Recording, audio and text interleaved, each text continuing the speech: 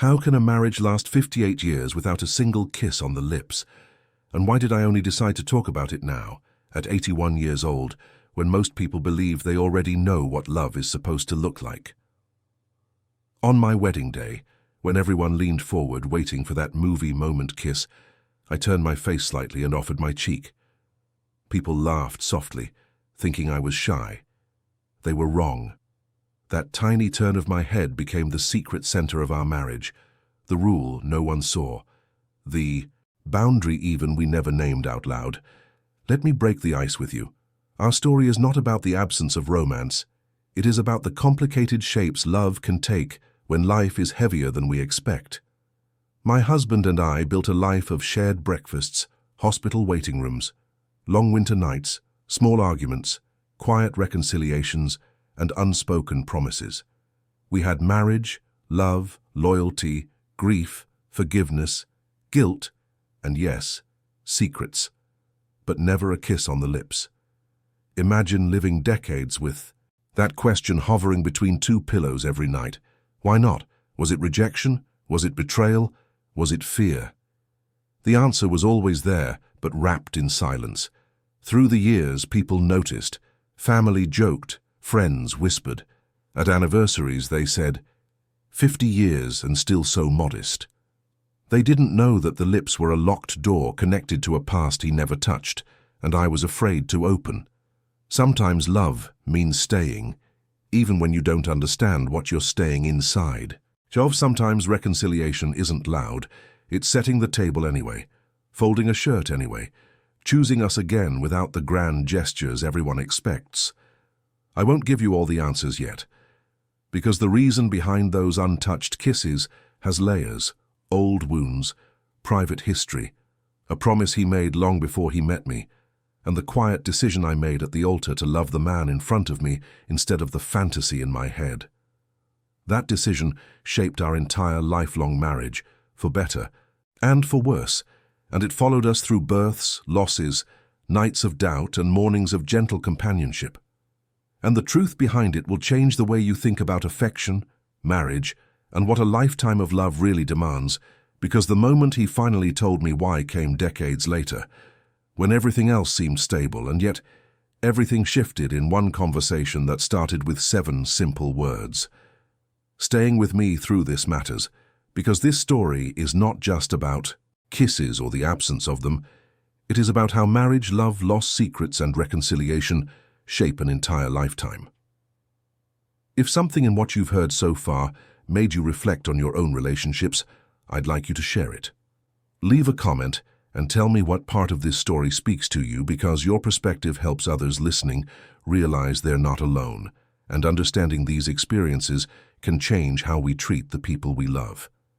If you're finding value here, tap the like button so this message reaches more people who might need it, and subscribe so you don't miss the rest of this confession, because the real revelation is still ahead, and it matters. What does affection look like when it does not follow the script everyone else lives by? Our marriage was built in the quiet space between expectations and reality, where gestures were smaller but weightier, and intimacy lived in ordinary moments instead of dramatic displays. We never kissed on the lips, but he warmed my coffee cup before I woke up. He checked every window before bed because he knew I slept better that way. He held my hand during thunderstorms, and when grief visited our house, he sat beside me in silence, refusing to let me face it alone. These were our unconventional love letters, written without ink or lips, but etched into decades of shared life. People assume passion must look like the movies, but long marriages are rarely made of fireworks. They are built from routines that become anchors. Our routines were our language. A hand on my shoulder in the kitchen meant I'm here. A folded blanket on my chair meant I noticed you were cold last night. The absence of lip kissing became its own presence, a question always lingering between us, but so did loyalty, companionship, and the fierce determination to stay when leaving would have been easier. Marriage is not just romance. Marriage is choosing and then re-choosing, even when the story doesn't unfold the way you imagined when you were young. Yet, beneath those habits, another layer lived quietly. There were moments when I wondered if love without lip kisses was enough. Nights when resentment brushed against my ribs like a draft under the door. I asked myself whether affection without that single gesture meant something was broken, or whether it simply meant love had taken on a different shape for us. And just when I thought I had learned to live with the unanswered question, tiny cracks appeared in our calm exterior. A hesitation in his eyes when our grandchildren asked about our first kiss, a trembling hand when a love scene appeared on television. Something in him tightened and retreated, like a door bolted from the inside. Those invisible promises held us together, but they also hid something he had never named, something older than our marriage itself. I didn't know then that the story behind our missing kisses wasn't about coldness at all. It was about a wound he had carried long, before he placed a ring on my finger, a wound I would only begin to understand when the past finally forced its way into the present. It happened slowly over the years, and then all at once. Families have a way of circling around unspoken things until someone finally says them out loud. At first it was harmless teasing at birthday parties, the kind that makes everyone laugh and then move on. But on our 40th anniversary, surrounded by children, grandchildren, and friends who thought they knew our story, someone raised a glass and said, 58 years together and I've never seen you kiss on the lips, or why not? The room went quiet in that strange way, where laughter is still stuck in the air, but nobody knows what to do with it. He smiled politely. I did too. And then we changed the subject, the way people who have lived with a secret learn to do. But a question once spoken doesn't disappear. It echoes. After that day, curiosity lingered in the eyes around us. Our daughters asked, gently. Our grandchildren asked boldly, the way children always do. Even a priest joked that after so many decades we were overdue for a proper kiss. Every time, he would squeeze my hand under the table just enough for me to feel the tremor in his fingers. That tremor told a story his mouth would not, and I realized the thing we had treated as a quirk had roots so deep they reached into places he wouldn't let the light touch. Inside our house, the silence grew louder. A television scene with a simple kiss made him leave the room. A wedding invitation made him restless. Once I tried to turn his face toward mine, playful, like newlyweds again. He froze, not annoyed, not embarrassed, afraid. There was a shadow in his eyes that did not belong to our home, something older than us, something that had shaped the way he let himself be loved. That was the moment I understood the missing kisses were not about me at all, not about a lack of desire or affection, but about a boundary he had built, long before our life together began. And yet I stayed silent too. Marriage is often a dance between wanting to know the truth and being afraid of what the truth might cost. I worried that if I pulled too hard on that thread, our whole carefully woven life might unravel. So we lived between questions and routines, between public jokes and private ache. The world saw loyalty and longevity. Only I knew there was a locked door we had walked around for nearly 6 decades. Eventually, silence became heavier than the answer I feared. One ordinary afternoon, while folding laundry at the kitchen table, I asked him the question everyone else had asked, but this time without a smile, without a joke, without a way out. Why can't you kiss me? He sat down, as if his knees couldn't carry the weight anymore, and after 50+ years of marriage, he finally opened the door to a past I never imagined he had been carrying inside him. He took a long breath before speaking, the kind that feels like it travels through decades. His voice was steady at first, then thinner, like paper worn by too many folds. He told me that when he was young, long before we met, affection had been twisted into something confusing and frightening. The first girl he loved had mocked him when he tried to kiss her. Not just a joke, but a humiliation that gathered a crowd and branded his first attempt at tenderness with shame. Then later, someone he trusted crossed boundaries with him, turning closeness into something he associated with danger rather than comfort. Lips, he said, became the place where humiliation and fear lived, and he locked them away. He learned to love with his hands, with his presence, with his constancy, but never with his mouth.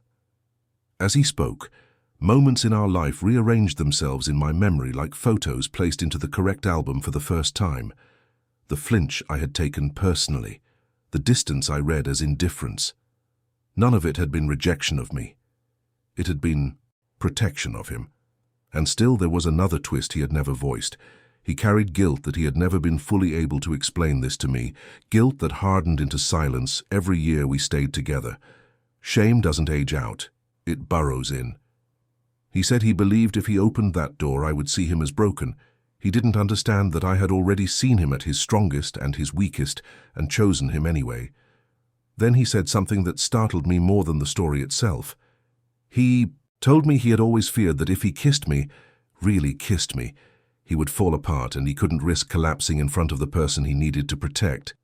In his mind, husbands were strong, unshakable. Vulnerability felt like failure. I realized our long marriage had not been missing tenderness. It had been built on his quiet effort to keep himself upright while still staying by my side. Love sometimes looks like courage. Sometimes it looks like survival. Sometimes it looks like both, at once. Hearing the truth didn't erase the years or the ache, but it changed the shape of it. I wasn't standing outside his heart. I had been standing at its door the whole time. The secret wasn't about lips. It was about fear, identity, masculinity, and a boy who grew into a man without ever being taught that gentleness could be safe. And as he finally let the words out, something inside both of us loosened. Not a happy ending, not yet, but the beginning of an honest one that would challenge everything we thought we already understood about our own marriage. We grow up believing that marriage is measured in cinematic gestures, in dramatic kisses in the rain, and whispered declarations under fireworks. Our life did not look like that, and for years I secretly feared that meant it was missing something essential. Yet our story was written in steadier ink. We built love through ordinary repetitions that outsiders rarely notice. Shared grocery lists, doctor's appointments taken. Together, the way he waited in the car until he saw the light turn on when I arrived home after dark. When illness came, he learned my medications by heart. When grief visited, I learned the sound of his wordless breathing at night and matched mine to it so he would not feel alone. Our marriage was not loud. It was loyal.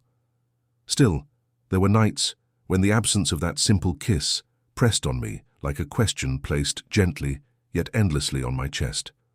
Was a life without it less complete? Or was it simply different? I found my answer in the small storms we survived.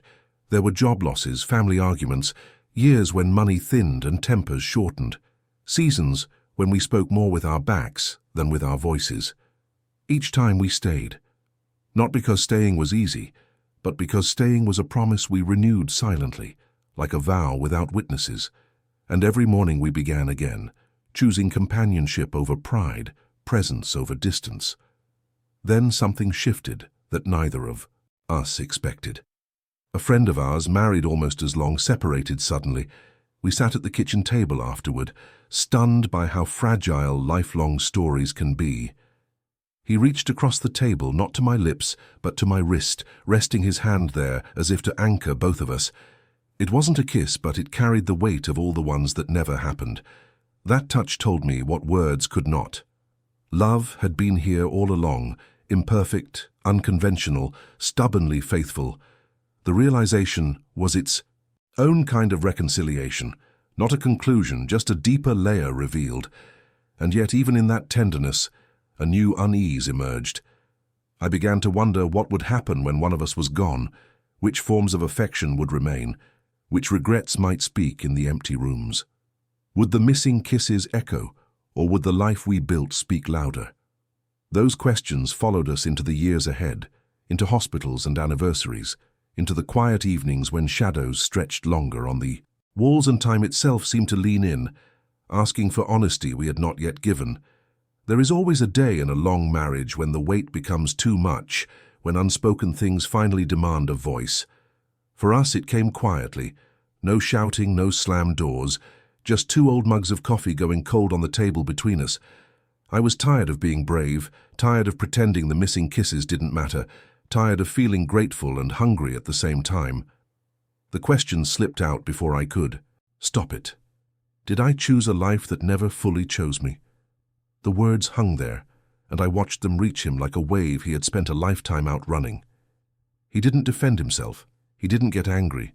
He looked defeated. That frightened me more than anger ever could.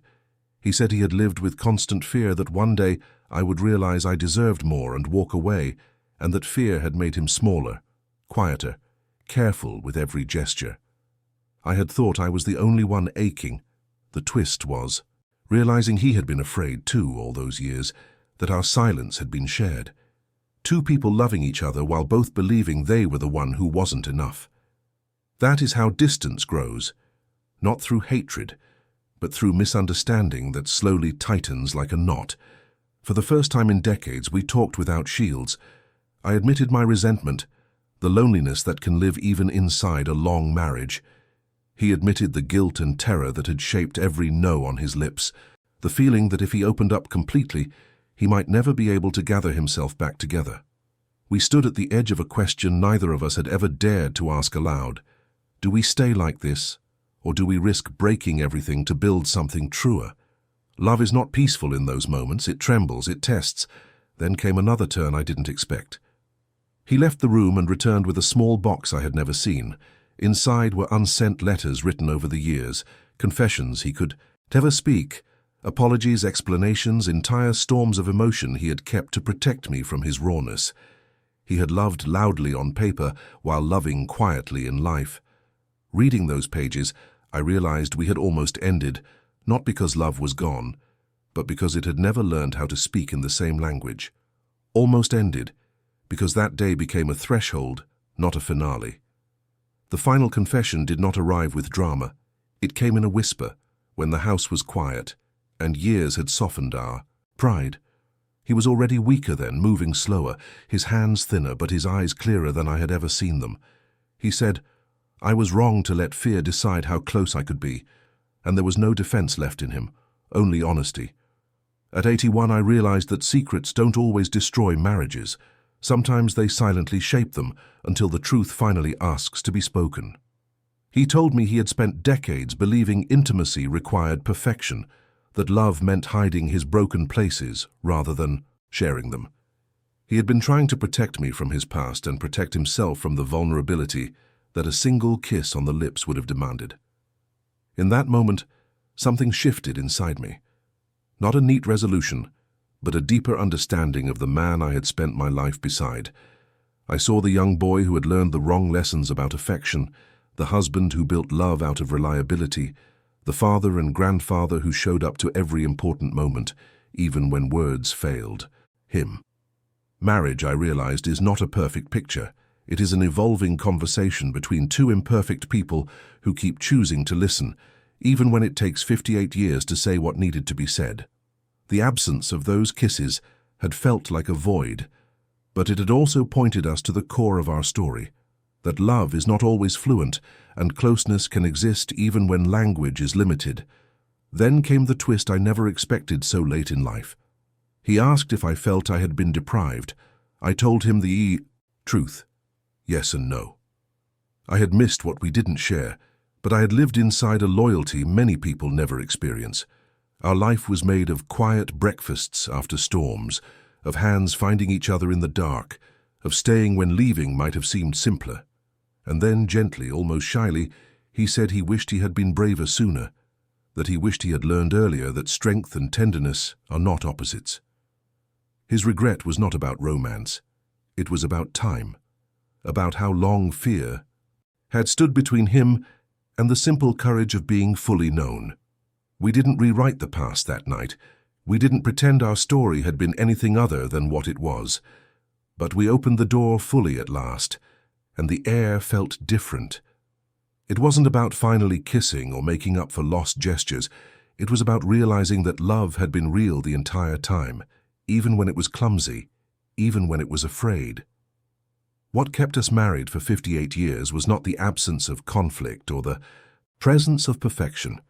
It was the steady returning to one another again and again, despite misunderstandings, despite silence, despite the secrets we were still learning how to name.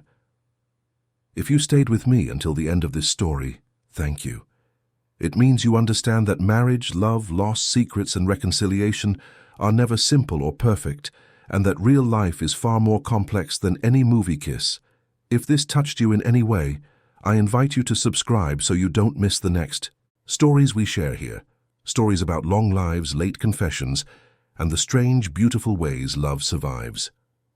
Please leave a comment and write, "Love is complicated," so I know you made it all the way through. And if you feel like sharing more, tell me which part of this story resonated most with you. Your words may help someone else who is quietly living something similar. And if this message mattered to you, leave a like to help it reach more people who might need it. Now, if you're still here, the next video is already waiting on your screen. Click it and keep listening. Because some of the most important truths about love only reveal themselves when we are finally willing to hear them.